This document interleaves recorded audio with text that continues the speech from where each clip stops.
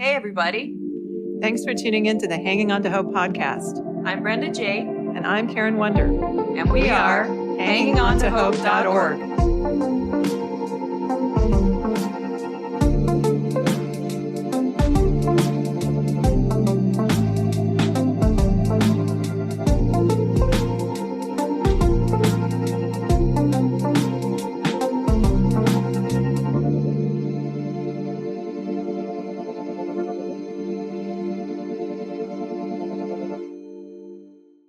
This podcast is intended as educational and is not psychological or medical advice. Always consult a professional when needed, and we disclaim any liability in connection with the instruction, information, or advice given. Hi, everyone. Welcome to the Hanging On to Hope podcast. This is Brenda J. Today we have Reverend Dr. Sanghoon Yoo on the podcast. Pastor Yoo is founder of the Faithful City, TFC, and led ministries and social services for over 2 decades in the Phoenix metropolitan area. Pursuing recovery from his traumatic season, he encountered the trauma-informed care movement and founded the Arizona Trauma-Informed Faith Coalition, AZTIFC, with exponential growth. He was a founding board member of the Arizona ACE Adverse Childhood Experiences Consortium, where he chairs the Interfaith Committee. With AZIFC, he organizes statewide conferences, regional and national meetings, and develops professional field collaboration with various societal sectors. He also offers trauma-informed care training, organizational and systemic change consultation, and trauma-transformed discipleship. Recently, TFC launched the Creating Communities of Belonging project with a grant award by the Maricopa County Department of Public Health to train faith communities for trauma-informed care-based substance use prevention.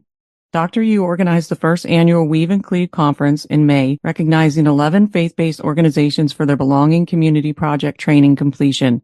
In addition, he is co-managing the faith-based community, PACE's Connection, and sharing the Faith Committee at Campaign for Trauma-Informed Policy and Practice, CTIPP, to advance the movement with national leaders and colleagues.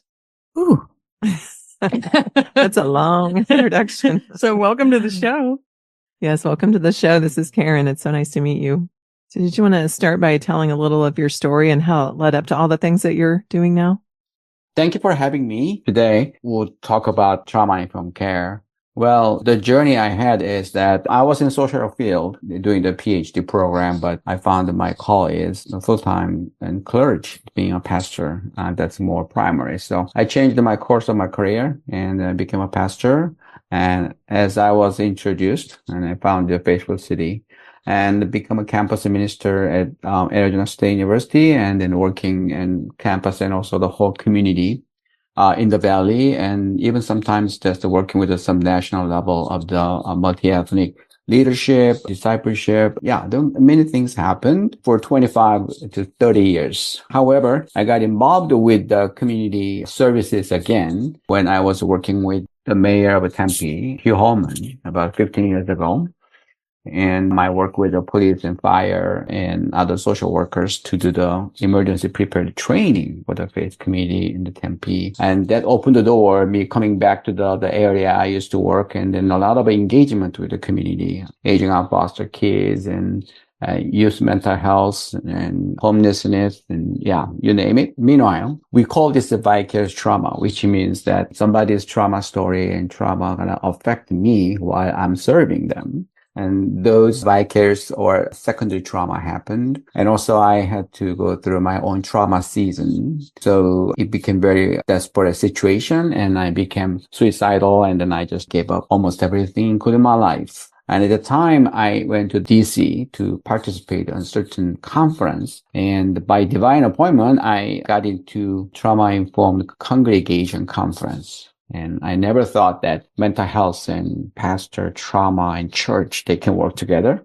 Mm-hmm. So it was very intriguing. And that was the moment that I got to know about the trauma-informed care, and it's involved with brain neuroscience development. And also that the movement leader said the trauma-informed care or recovery comes with the unconditional love and one person with a constant care. And when I heard that, it's like, well, that's not mental health psychology or medicine jargon. That's my word. And that's the language I'm doing. And so that was very interesting. So I came to Phoenix, Arizona. In Arizona, there has been Arizona ACEs Consortium. The ACEs stands for Adverse Childhood Experiences and has been grassroots movement for 20 years and now statewide authority. And so I be part of that and then become a faith leader for the faith community. But we worked with all sectors. So since that time, trauma-informed care became buzzword. We went through a pandemic and racial tension, a lot of things in our nation globally.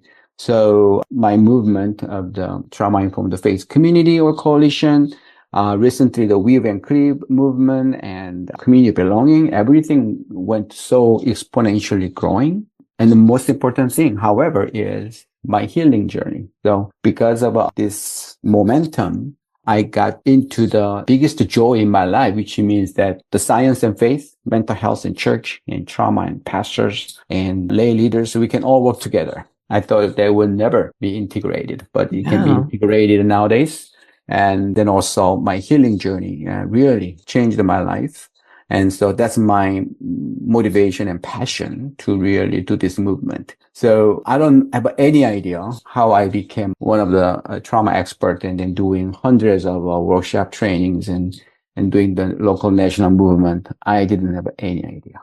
But that's all God. But that's me. I really want to continue my healing journey and then help people who are struggling with the trauma, especially with the faith community, and also helping the clergy and pastors and leaders to implant this trauma-informed care as their systemic or organizational culture. Yeah, I mean, that's so needed because, like you said, you don't hear those two go together very often. Yeah. So that's very refreshing. Mm-hmm. So can you explain what is trauma-informed care, its principles, and why safety is of the utmost importance? Yeah, again, trauma-informed care is a buzzword. Actually, recently, there are a lot of argument or debate about the word trauma itself. And also people talk about we cannot just stay trauma-informed. We need to be trauma-responsive. With my faith, I want to say I really want to focus and do Christ-centered trauma-transformed discipleship journey. And that's what I believe as a true ultimate healing and restoration. But the trauma-informed care, of course, is a buzzword. But I want to talk about the word trauma first. Because when we talk about the trauma, people don't want to talk about it. Why? It's a horrible things. And the old definition is more about horrible event, war, torture, rape, and, all the kind of things. And then people just hear the terrible news out of this. Even they can think about their past. So they don't want to talk about it. But according to SAMHSA, which is Substance Abuse and Mental Health Service Administration, which is a federal agency, they have a very operational definition of a trauma. We say 3E, so 3 words starting with the alphabet E. So the first one is event, second is experience, and third one is effect. So which means, again, people only think about the event and then the horrible kind of result of that. However, the trauma doesn't stay there. Actually, if there's a certain traumatic event happened, there's 5 people involved or 500 people involved. Everybody experience very differently.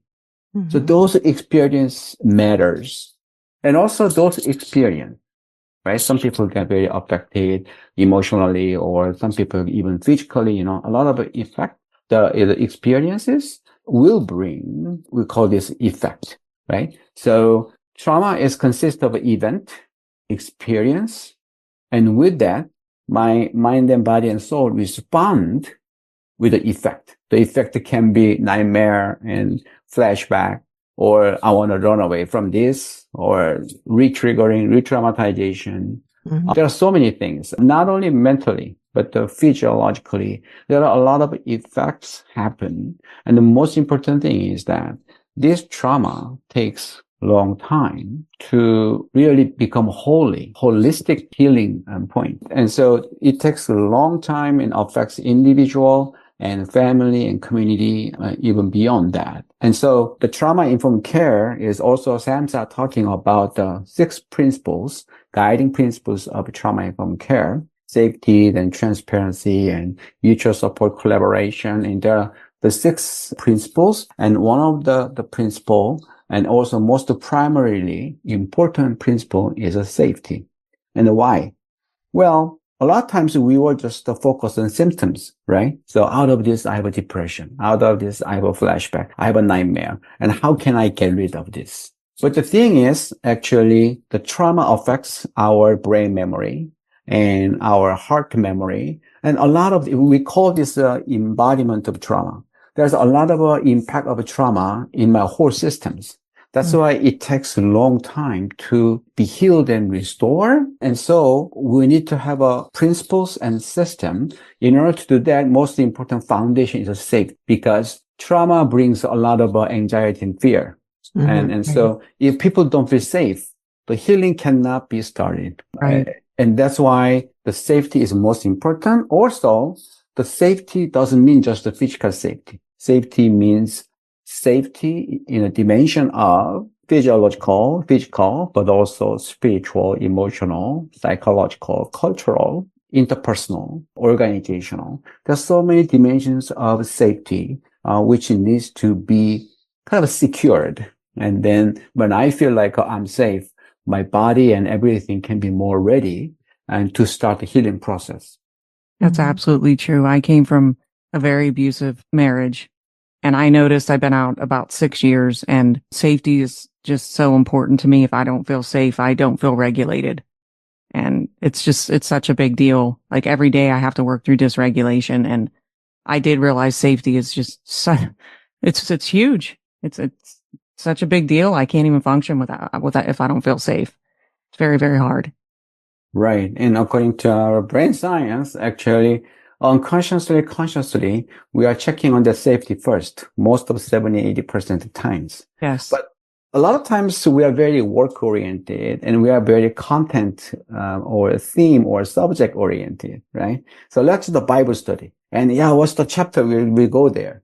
But what if somebody don't feel safe because of some trigger or some activator out there? Right. Then that person cannot concentrate the Bible study, because they are, as you talked about, Brenda, is irregulated, which means my system might be very trauma survivor brain and trauma survivor responses, rather than, oh, I can enjoy the lecture. I can enjoy the Word of God studying together, right? So that's a very important foundation for us. And I would really want to make an emphasis on this.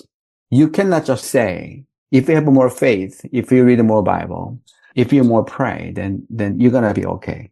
Well, rather, I want to say, let's learn humbly. Who created us? God created us. Yeah. That's God's design. That God designed us to seek the safety first. And that's why it's very important. Mother and father and baby, their attachment, their safety, security is very important for their growth, as well as food and all the things, right? So I hope that this is how God made us, and then we humbly need to learn how to really grow and heal with the wisdom God provides to us. Yeah. I agree, because I think a lot of the coping mechanisms that we end up, having to process are because of the trauma. People have trauma, and then they have different things happen to them just in order to survive. So I'm listening to a book right now called The Secret Language of the Body, and it's talking about all that. It's just so refreshing. Like, I can't get enough of that, because I know my own dysregulation, like Brenda was talking about.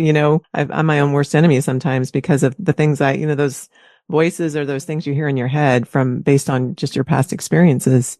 So everything you said is so resonating. So for our listeners, without safety, he's saying that we can't even begin to heal unless we feel safe, correct? Yes. Okay, go ahead, Karen. Sorry. So how important is it to look at trauma from the perspective, what happened to you, instead of what's wrong with you? That's a big one, I think. Yeah. So that's a kind of the national phrase we teach you all the time, the training, for the beginners class, that instead of asking what's wrong with you, ask what happened to you. And everybody, I love it, right? So actually, by just saying it, you're going to see the effectiveness and how you're going to engage dialogue with the victims or survivors, when you work together. But this is scientific evidence and basis. Out of the trauma, trauma usually it become a root cause. I was talking about ACEs, adverse childhood experiences. Well, in adulthood, that we have adverse experiences that can be very traumatic. But also when you're very vulnerable and child, right? And the trauma can impact them a lot. So what the research found is that trauma gonna impact the later life health. Right. Physically or mentally and everything. But the healing industry, I'm talking about the medicine, Western, Eastern medicine or psychology or even nursing, teaching in all together. Now there's people do coaching. A lot of times we are focusing on the symptoms rather than root cause. So like, you have a bronchitis and you cannot just give, you got coughing. You need to have a cough drop. No, we need to go more deeper. The internal, the organ, what's going on. And then we need to find the infection. We need to heal that, right? Yeah. Likewise, we found that a lot of symptoms actually have the root causes. So when we say, what's wrong with you? But if you go to professionals, that's not going to say what's wrong with you. But they're going to say, hey, Sanghoon, what brought you here today? Right?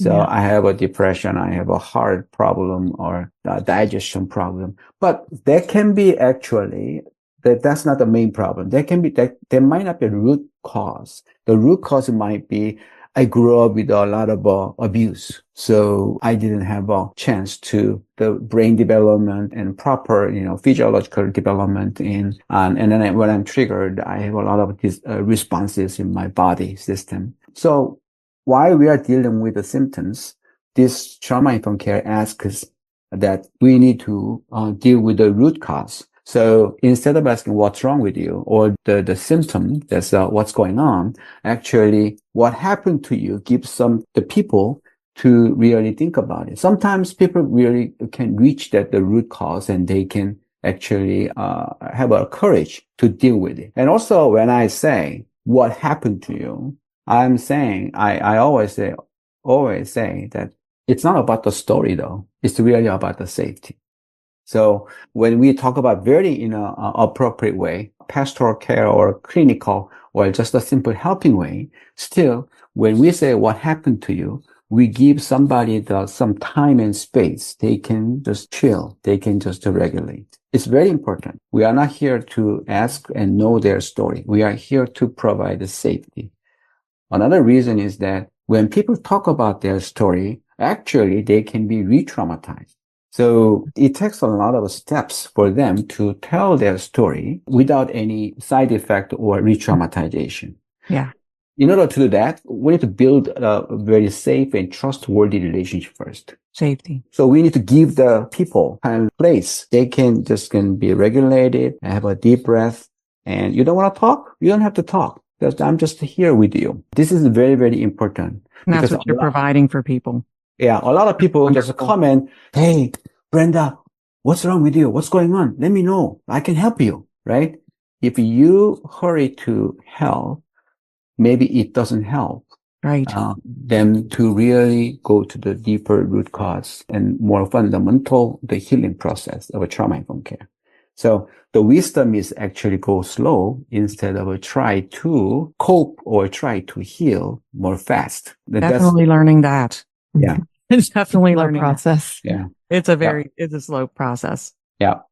But so worth it. So you talked a little bit about ACE, adverse childhood experiences, on the last question. What are the three realms of that and why the way we view ACE and childhood trauma is crucial? Right. So this is actually the research article about 30 years ago. It was published that by Dr. Vallely and also Anda. Dr. Vallely was obese clinic doctor, and he found that there are, especially on women, after they are done with their treatment, later on they come back. So why is some people coming back here? And then he found that those women have a very traumatic childhood stories. And so actually, Dr. Vallely and Anda actually surveyed about 17,000 people. They are not trauma victims or survivors. They are pretty much mostly college graduates, middle age, and, ordinary middle class people.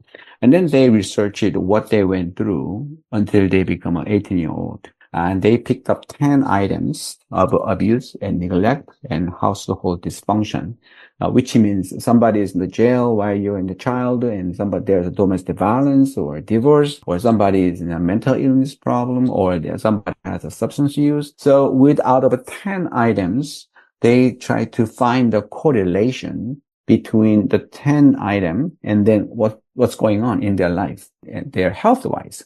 Not only mental health, physical health, and any type of health. And they found there's a correlation. It's not causation, it's correlation, which means if your ACE score, how you make a score? Out of 10, if you check 5 items, I went through the 5 items, then your ACE score is a 5. The max should be 10, or you have 0 ACEs, right? And then the score is a 0. But the more you have a high score, and it's very correlated, your later life dysfunction or health issues, you name it. We can talk about substance use and all the mental health issues, but also heart, liver, inflammation, autoimmune diseases, you name all the respiratory disease, diabetes, and more research find that how that childhood abuse and neglect, household dysfunction really impact later life health issue, including suicide.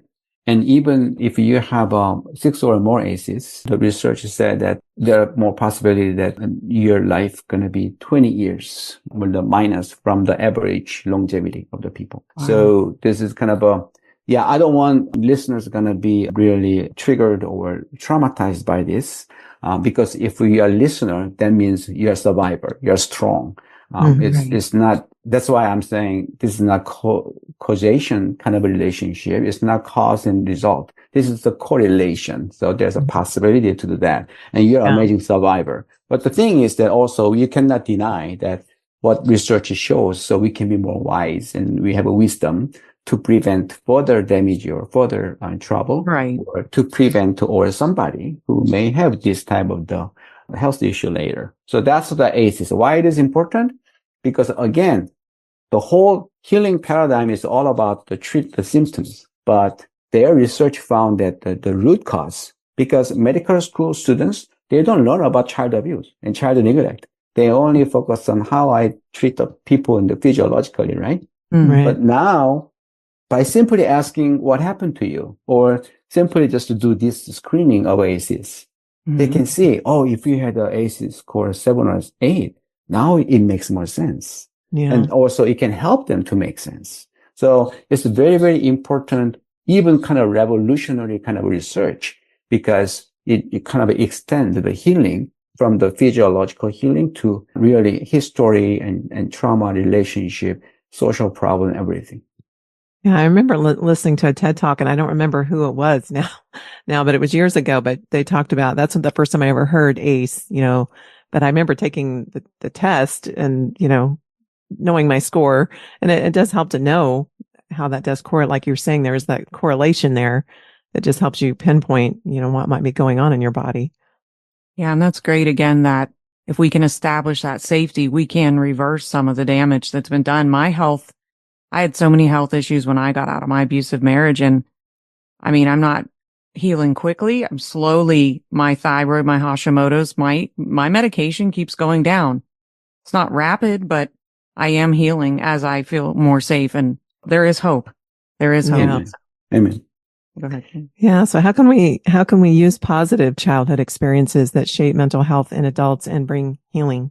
So ACEs has been, 30 years, and with the current development of the brain science and neuroscience altogether, and trauma-informed care has been booming. But recently, also the researchers thought, well, there are high score ACEs, adults, right? But they're doing well. And actually, there's a concept, everybody loves this. We call this post-traumatic growth. So the trauma doesn't have to be always negative. It can give more positive impact on the people.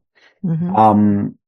But whether you have that growth or not, some people become very resilient, although their adversity or ACE score is high. Why? They try to research. And primarily the ACEs research present about 10 items.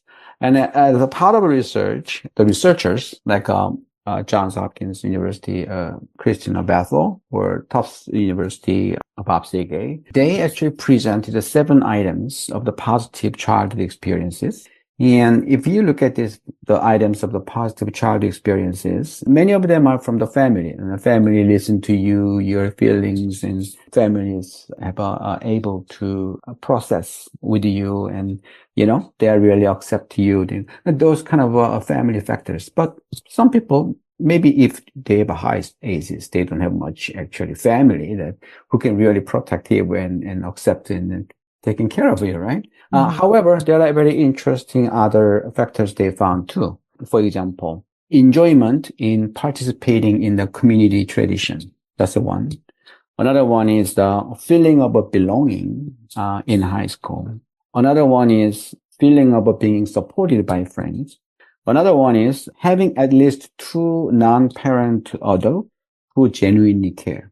So I really emphasize those factors because common church, what organization have strong tradition and more than 2 people who can help somebody into genuine care and then becoming a friend and also produce the sense of belonging. If church does what it's supposed to do, I think this is a really perfect picture of the protective community that can provide very positive experiences, those who are going through very serious adversity. And also researchers said that you don't have to fulfill all these 7 items, 7 factors. They found that out of 7, if the children have 2 strong factors fulfilled, 2 items is kind of supplied, then they can be very resilient. Although they don't have a good parent, they don't have a good family, right? Yeah. If there are 2 others, even one secured, very constant care with accepting and unconditional love can change the people's lives and become healing and then very resilient. Yeah, that made me think of it. You just when you hear people's stories, I love people's testimonies, and so much a part of people's testimonies is like a grandmother or somebody that was that, like you're saying, maybe their parents, they didn't have a great functional relationship with their parents, but there was someone else, maybe not even a family member, but just someone like a teacher or something. Right. So yeah, that's very hopeful. So your material states stress is a mental, physical, or biochemical response to a perceived threat or demand. You talk about 3 different types of stress and their effects. Can you expound on these and the effects of childhood stress? Yeah. So I think nobody likes the word stress.